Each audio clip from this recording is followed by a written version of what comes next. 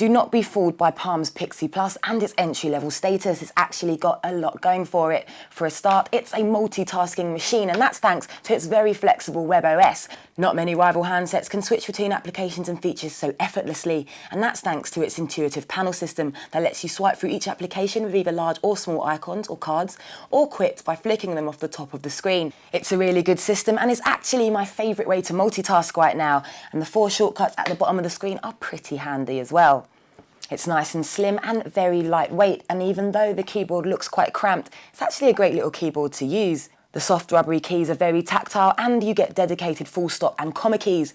And because of the phone's slender shell, you can easily bang out messages one-handed. Not so easy if you have huge mega fingers, but for most, the Palm Pixi will be great for social networking and sending messages, especially as it handles multiple email accounts covering everything from Outlook to Gmail.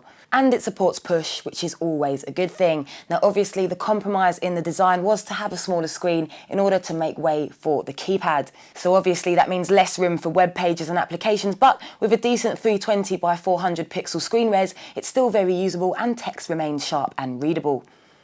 Now, what I quite like about this phone is the touch-sensitive area below the 2.6-inch screen.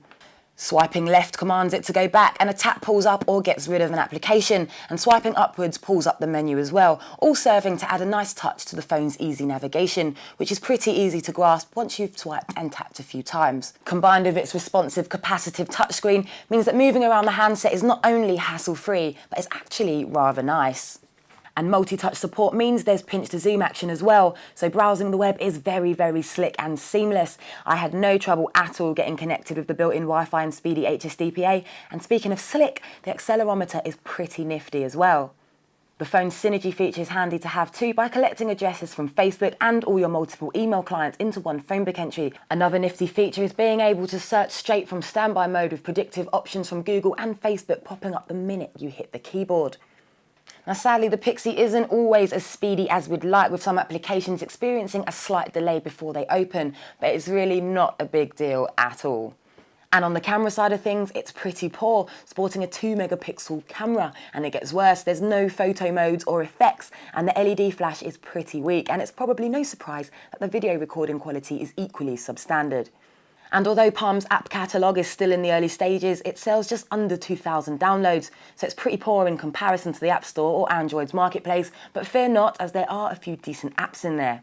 The Pixi also has 8 GB of onboard storage, making it an ideal storage house for all your multimedia. But when you max 8 GB, that is it, as there's no expansion slot. But it is compatible with a lot of music programs, so it's therefore pretty easy to populate it with all your tunes. Now, its looks may be minimal, but the full QWERTY glossy screen and webOS make it a handset worth considering if you're shopping around. Now, the Palm Pre wasn't exactly what you'd call cheap, which is why the Palm Pixi Plus is so likeable. It's a nice and affordable alternative to premium handsets, and it's user-friendly. What more could you want?